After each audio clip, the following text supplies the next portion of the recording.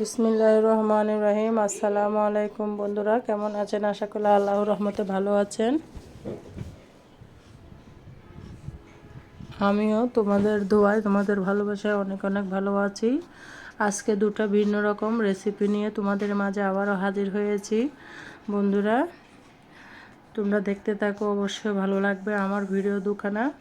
দেখো, এখানে আমি নিয়ে নিয়েছি তিতকলা। তিতকলা কেমনে তিতা ছাড়া ভাজি করতে হয় সেই টেকনিকটাই তোমাদেরকে আজকে শেয়ার করতেছি। বন্ধুরা, আমি ভাজি করি যেভাবে, সেভাবে তোমরা যদি ভেজে খাও, তাহলে যারা তিতকলা খেতে তিতার জন্য পছন্দ করে না, তারাও চেটেপুটে খেয়ে নেবে। অসাধারণভাবে এভাবে ভাজি করলে অবশ্যই খেয়ে নেবে। আর বন্ধুরা, ভিডিওর শুরুতে বলতেছি, যারা আমার চ্যানেলে নতুন আসছে অবশ্যই চ্যানেলটি সাবস্ক্রাইব করে বেল আইকনটি অল করে দিবা, যেন আমি ভিডিও দেওয়ার সাথে সাথে তোমাদের কাছে নোটিফিকেশনটা চলে যায়। আর যারা পুরাতন বন্ধু আছে সবাইকে অসংখ্য ধন্যবাদ। আর বন্ধুরা, ভিডিওটা অবশ্যই অ্যাড সহ ফুল ওয়াচ করে দিবে, সেটাই তোমাদের মাঝে রিকোয়েস্ট করলাম। এখানে আমি নিয়ে নিয়েছি আলু কুচি করে নিয়ে নিয়েছি, পাতলা পাতলা করে তিতকলা কেটে নিয়েছি পাতলা পাতলা করে, একদম পাতল করে কিন্তু কেটে নিতে হবে। তিতকলা মোটা করে কাটলে কিন্তু তিতার জন্য খাওয়া যাবে না, এই জন্য একদম কুচে করে নিতে হবে। আমি চুলায় চলে গেলাম, এখানে তেল বসিয়ে দিয়েছি চুলার মধ্যে পরিমাণ মতো। অবশ্যই বন্ধুরা, তিতকলার মধ্যে একটু তেল ভারিয়ে দিবে, তাহলে আর তিতো লাগবে না। তিতকলাতে তেল কম হলে ভালো লাগে না। আর বিশেষ করে তিতকলার মধ্যে রসুনের পরিমাণটা তোমরা বেশি দিয়ে দিবে। আমি এখানে রসুন নিয়ে নিয়েছি 4-5 কুচ। আমার এখানে হচ্ছে একটার অর্ধেক তিতকলা, বেশি তিতকলা ভাজি করলে কিন্তু মজা হয় না, এই জন্য অল্প করে নিয়ে নিয়েছি। পেঁয়াজ দিয়ে দিচ্ছি পরিমাণ মতো। আমি কিন্তু রসুনের পরিমাণটা কিন্তু বন্ধুরা তোমাদেরকে একটা টেকনিক বলে দিচ্ছি, তিতকলা ভাজিতে অবশ্যই রসুনের পরিমাণটা বেশি দিবে, তাহলে তিতা লাগবে না। এখানে পেঁয়াজ দিয়ে দিয়েছি পরিমাণ মতো। এবার আমি এগুলাকে ভেজে নিব ভালো করে, একদম ব্রাউন কালার করে ভেজে নেবে, যেন তিতকলার মধ্যে ফ্লেভারটা আসে। সেই জন্য বন্ধুরা, তোমরা কীভাবে তিতকলা ভাজি করো অবশ্যই কমেন্টসে বলে যাবো। বন্ধুরা দেখুন, আমি এগুলাকে লাল করে আমি এখানে আলু দিয়ে দিয়েছি। আগে আলুগুলোকে অবশ্যই ভেজে নিতে হবে, তেলের মধ্যে আলুগুলোকে ভাজা ভাজা করে নিব আমি নেড়ে চেড়ে। অবশ্যই বন্ধুরা, তিতকলার মধ্যে একটু তেল বাড়িয়ে দিবা তিতকলাতে, কারণ তেল কম হলে তিতকলা খেতে তেমন ভালো লাগে না। আর যারা তেল খেতে পছন্দ করো না, তারা অবশ্যই তিতকলার ভর্তা খাবা। তিতকলার ভর্তাটাও কিন্তু দারুণ। তোমরা যদি রেসিপি দেখতে চাও অবশ্যই কমেন্টস বক্সে বলে যাবো, আমিও তিতকলার ভর্তাটা শেয়ার করব তোমাদের মাঝে। তিতকলার ভর্তাটা কিন্তু তিতকলার ভাজি থেকেও বেশি অসাধারণ। আর যারা এভাবে খেতে পছন্দ করে তারা একটু তেলটা একটু বাড়িয়ে দিবা, তাহলে ভালো লাগবে খেতে। আমি আলুগুলোকে আমি তেলের মধ্যে ভালো করে ভেজে নিচ্ছি। এখানে কিন্তু কিছু দিনে জাস্ট শুধু তেলের মধ্যে ভেজে নিচ্ছি। পেঁয়াজ আর রসুনের মধ্যে কাঁচামরিচ দিয়ে দিয়েছি কয়েকটা ফালি করে, মাঝখানে ফালি করে, বেশি ফালি করি নাই, ঝালটা বের হয়ে যাবে সেই জন্য। কারণ বাচ্চারা খাবে, বেশি জাল হলে খেতে পারবে না। আমি আলুগুলোকে একদম ভাজা ভাজা করে নিচ্ছি। তারপর এখানে আমি তিতকলাগুলো দিয়ে দিচ্ছি। আলুগুলোকে ভালো করে ভেজে নিবে না, অল্প ভাজলে হবে না, একটু ভালো করে ভেজে নেবেন। তারপর তিতকলাগুলোকে আমি তেলের মধ্যে নেড়ে চেড়ে দিচ্ছি। তিতকলাগুলো অবশ্যই কুচি করে কাটতে হবে, না হলে তিতা লাগবে, খেতে ভালো লাগবে না। এই জন্য যতটা পাতলা করে কাটা সম্ভব ততটা পাতলা করে কেটে নেবেন, কারণ এখানে আমরা কোনো পানি ব্যবহার করব না। এই জন্য তারা পাতলা করে কাটলে তাড়াতাড়ি তিতকলাটা সিদ্ধ হয়ে যাবে। দেখুন, আমি এখানে তিতকলাগুলোকে তেলের মধ্যে নেড়ে চেড়ে দিয়ে দিয়েছি। এখানে পরিমাণ মতো একটু হলুদ গুঁড়া দিয়ে দিচ্ছি, আপনারা আপনাদের পরিমাণ মতো দিয়ে দিবেন। আমি 1.5টার জন্য এখানে আমি 1.5 চামচ হলুদ গুঁড়া দিয়ে দিয়েছি, ছোটো চামচের 1.5 চামচ দিয়ে দিয়েছি, নেড়ে চেড়ে দিচ্ছি। বন্ধুরা, এখানে এখনও লবণ দিয়ে নেই, লবণ দিতে হবে। আমি নেড়ে চেড়ে দিচ্ছি বন্ধুরা ভালো করে তেলের মধ্যে, কিন্তু নেড়ে চেড়ে অবশ্যই তেলের কড়াইয়ের মধ্যে তিতকলটা ভাজি করার চেষ্টা করবো বন্ধুরা। তেলের কড়াইয়ের মধ্যে তিতকলটা ভাজি করলে তিতকলটা একদম লাল লাল হয়ে যায়। আর না হলে এমনি নর্মাল কড়াইয়ের মধ্যে ভাজি করলে, নর্মাল পাতিলে ভাজি করলে তিতকলাটা লেগে যায়, পাতিলের মধ্যে খেতে তেমন ভালো লাগে না। অবশ্যই তেলের কড়াইয়ের মধ্যে তোমরা ভেজে নিবে বন্ধুরা। তারপর দেখুন, আমি এখানে পরিমাণ মতো লবণ দিয়ে দিয়েছি, ভালো করে কিন্তু নেড়ে ছেড়ে দিতে হবে। আর একটা টিপস বলতেছি, আমি তিতকলায় কিন্তু কোনো ঢাকনা দিই না, ঢাকনা ছাড়া তিতকলা রান্না করেছি, কারণ ঢাকনা দিলে তিতকলাতে যে পানি বের হয় সেই পানির কারণে তিতকলাটা তিতো হয়ে যায় বন্ধুরা। এই জন্য চুলার আঁচটা মিডিয়াম টু হাই রেখে তারপর তিতকলাগুলো নেড়ে চেড়ে ধৈর্য ধরে ভাজি করতে হবে। আমার তিতকলটা ভাজি করতে 30 মিনিটেরও বেশি সময় লেগেছে, কারণ রান্নাটা অবশ্য ধৈর্য ধরে করবা বন্ধুরা। আমি প্রত্যেক ভিডিওতে বলি ধৈর্য ধরে রান্না করলে 100% তোমার রান্নাটা মজা হবে। আর তোমার পরিবারের ভালোবাসার মানুষদের জন্য রান্না করবা, অবশ্যই ভালোবেসে রান্না করবা। মনের মাধুরী মিশিয়ে রান্না করলে অবশ্যই রান্নাগুলা খাওয়ার মতোই হবে। দেখুন আমি এখানে নেড়ে চেড়ে দিচ্ছি। আমার কাছে কিন্তু রান্না করতে ভালোই লাগে, কিন্তু ইদানিং ইউটিউবে কাজ করার জন্য রান্না বান্নায় তেমন সময় দিতে পারতেছি না। যাই রান্না করতেছি একটু একটু করে ভিডিও করে তোমাদের মাঝে শেয়ার করি, তেমন রান্না বান্না করতে পারতেছি না ইউটিউবের কাজ করা। দেখুন বন্ধুরা আমি নেড়ে চেড়ে দিচ্ছি ধৈর্য ধরে, কিন্তু তিতকলাটা ভাজি করতে হয়। বিশেষ করে তিতকলার সময় কিন্তু ধৈর্য ধরে করতে হয়, না হলে তিতকলা খাওয়া যায় না। সবার হাতে কিন্তু তিতকলা ভাজিটা মজা হয় না। আমার তিতকলা ভাজিটা মাশাআল্লাহ অনেক মজা হয়েছিল। একটু করে ঢাকনা দিয়ে দিয়েছি আমি।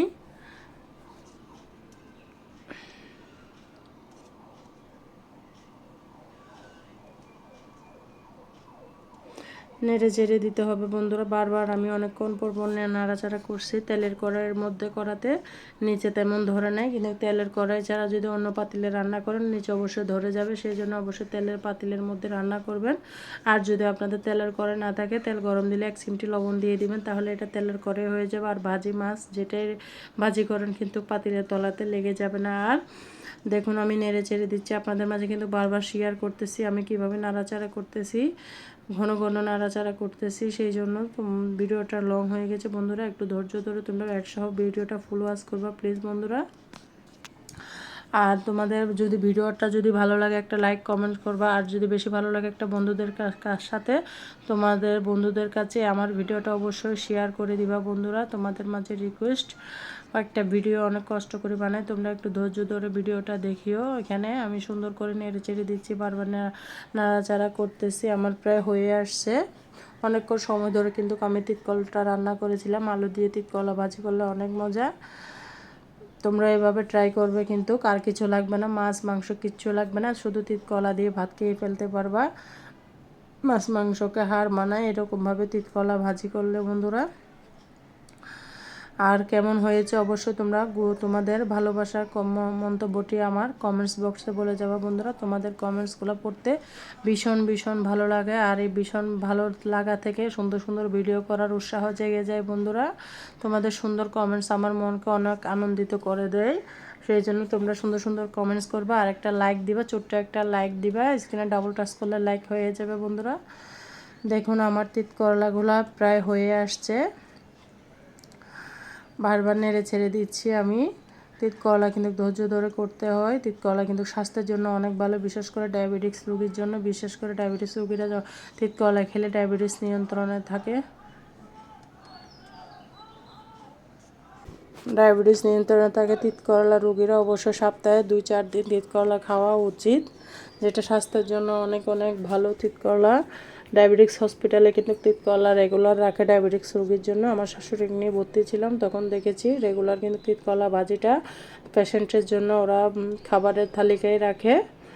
তিতকলা এরকম ভাজি করলে আপনার রুটি দিয়েও, রাতের বেলা রুটি দিয়েও খেতে কিন্তু ভালো লাগে। একটুও পানি দিবেন না, তিতকলার মধ্যে মিডিয়াম টু হাই রেখে নেড়ে চেড়ে তিতকলাটা ভাজি করবা, দেখবা আর কিচ্ছু লাগবে না, মাছ মাংসকে হার মানিয়ে দেবে। কেমন হয়েছে আমার তিতকলাটা ভাজিটা অবশ্যই বন্ধুরা তোমরা কমেন্টস বক্সে তোমাদের মন্তব্যটি রাখবে। এখন নিয়ে নিয়েছি আমি কাঁচা পাকা আমের ভর্তা করব। আমাদের গাছ থেকে বাতাসে 2-4টা আম পড়েছে, এবার তেমন আম পড়ে নাই, ধরে নাই গাছে, সেগুলো বাচ্চারা কুড়িয়ে নিয়ে আসছে। এই জন্য বাচ্চারা বায়না ধরছে একটু ভর্তা বানাও, আর তুমি একটু ভিডিওতে তোমার বন্ধুদের মাঝে শেয়ার করো। সেই জন্য চলে আসলাম তোমাদের সাথে ভর্তাটা শেয়ার করতে। আমি কয়েকটা শুকনো মরিচ টেলে নিয়েছি, তেলে ভাজবেন না, অবশ্যই টেলে নেবেন। শুকনো মরিচ টেলে নিলে আমের ভর্তাটা ভীষণ মজা হয়, তেলে ভাজি নিলে শুকনো মরিচের ফ্লেভারটা নষ্ট হয়ে যায় বন্ধুরা। দেখুন আমি এখানে এই কাঁচা আমটা আমটাকে আমি কুচি কুচি করে পাতলা করে কেটে নিয়েছি বটি দিয়ে, আপনারা চাইলে গ্রেট দিয়ে গ্রেট করে নিতে পারেন। আমি কিন্তু বটি দিয়েই কুচি কুচি করে নিয়েছি, কারণ আমাদের গাছের আমগুলো না অতটা টক না, চিনি দিলে একটু লবণ দিলেই মিষ্টি হয়ে যায়, খাওয়ার মতো বেশি টক না, সেই জন্য এইভাবে কাটছি। আর যাদের আম টক তারা গ্রেট দিয়ে গ্রেট করে এইভাবে ভর্তা করে নিবা, আর বেশি টকটা দাঁতের মধ্যে লাগবে না, কারণ আমাদের গাছের আমটা তেমন টক নয়, সেই জন্য আমি এভাবে কেটে নিয়েছি বন্ধুরা। দেখুন আমি শুকনো মরিচ আর লবণকে ভালো করে কষলিয়ে নিচ্ছি। এবার আমগুলোর সাথে মেখে নিব, ভালো করে মেখে নিতে হবে। একটু লবণ দিয়ে দিয়েছি এখানে। অনেক মজা হয়েছিল, কিন্তু ভর্তাগুলো একটু ঝাল ঝাল হয়েছে, আর একটু ঝাল কম দিলেই ভালো হতো, কিন্তু আমাদের জন্য ঠিক হয়েছে। বাচ্চারা ঝাল লাগছে তারপরেও খেয়েছে, আমার বাচ্চারা আমার ভর্তা খেতে অনেক পছন্দ করে। তারপর এখানে আমি এগুলাকে ভালো করে কষলিয়ে বানিয়ে নিচ্ছি। আমার বাসায় কিন্তু সরিষার তেল ছিল না বন্ধুরা, তোমরা যদি আরেকটু টেস্ট বাড়াতে চাও তাহলে একটু সরিষার তেল দিয়ে দিবা, তাহলে ভর্তার টেস্টটা আরও বেড়ে যাবে। দেখুন আমি এখানে চিনি দিয়ে দিয়েছি 1 চামচের মতো, কারণ বাচ্চারা খাবে সেই জন্য চিনিটা দিয়ে দিয়েছি। ভালো করে নেড়ে চেড়ে দিচ্ছি। বাতাসের সাথে পড়ছে, যা কয়েকটা আম ধরছে সবগুলা কিন্তু কাঠবিড়ালি খেয়ে ফেলতেছে। আপনারা কিভাবে আমের ভর্তা বানান অবশ্যই কমেন্টসে বলে যাবেন। এই হচ্ছে কাঁচা আমের ভর্তা বানিয়ে নিয়েছি। কাঁচা আমের ভর্তা কিন্তু কীভাবে বানিয়ে নিলে অনেক মজা। দেখুন এখানে আমি একটু লাল মরিচের গুঁড়াও দিয়েছি, কাঁচা আমের ভর্তাতে একটু লাল মরিচ দিলে ভালো লাগে, পাকা আমের ভর্তাতে কিন্তু লাল মরিচ দিলে তেমন ভালো লাগে না। কাঁচা আমের ভর্তাটা একটু লাল গুঁড়া মরিচের গুঁড়া দিলে খেতে ভালো লাগে, একটু মজাও লাগে। আমার আমের ভর্তাটা রেডি হয়ে গেছে, কাঁচা আমের ভর্তাটা। বন্ধুরা কেমন হয়েছে অবশ্যই বলে যাবে। একটু লবণ কম হয়েছে, আমি আর একটু লবণ দিয়ে দিচ্ছি এখানে। লবণ খেয়ে দেখলাম যেন একটু কম হয়েছে, কারণ আমের ভর্তাতে তো লবণ দিতেই হবে। আমার ছেলে তো খুশিও, খাচ্ছে, বানাচ্ছে আর খাচ্ছে। তারপর এটা আমার বানানো হয়ে গিয়েছে কাঁচা আমের ভর্তাটা। দেখুন কেমন হয়েছে বন্ধুরা, অবশ্যই বলে যাবে। আর কে কে এবার কাঁচা আম সংরক্ষণ করতেছেন আর ভর্তা খেয়েছেন অবশ্যই কমেন্টসে বলে যাবেন। কাঁচা আম কিন্তু ডিপ ফ্রিজে সংরক্ষণ করে রাখলে অনেক বছর খাওয়া যায়, ডাল আমের সাথে রান্না করে। এবার আমি পাকা আমটা নিয়ে নিয়েছি, এটা পাকা আম গাছ থেকে পড়েছে বাতাসের সাথে। গত বছর অনেক আম ধরছিল, এবছর কিন্তু তেমন আম ধরে নাই, কয়েকটা ধরছে, তাও অনেক উপরে। এই যে এখানে আমি শুধু শুকনো মরিচ আর চিনি দিয়ে ভর্তাটা বানিয়ে নিব। কাঁচামরিচ দিতে পারলে আরও মজা হতো, কিন্তু আমার বাসায় কাঁচামরিচও শেষ হয়ে গেছে, ছিল ডিপের কাঁচামরিচ এখানে দিলে কিন্তু ভালো লাগে না। আমি বানিয়ে নিচ্ছি, মাকে ভালো করে চিনি দিয়ে দিয়েছি।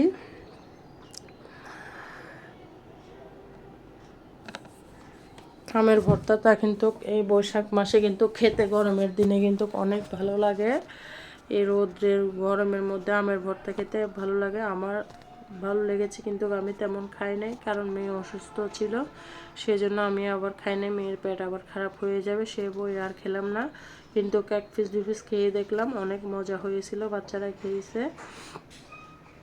এই বৈশাখ মাস কিন্তু আমের ভর্তা অসাধারণ লাগে। আমার 2টা ভর্তাই কিন্তু রেডি হয়ে গিয়েছে, বাচ্চাদের জন্য বানিয়ে নিয়েছি। আপনারা চাইলে এইভাবে আপনাদের বাচ্চাদেরকে ভর্তাটা বানিয়ে দিতে পারেন, কিন্তু আমে তো অনেক পুষ্টি আছে, বাচ্চাদের জন্য কিন্তু অনেক ভালো আমের ভর্তাটা।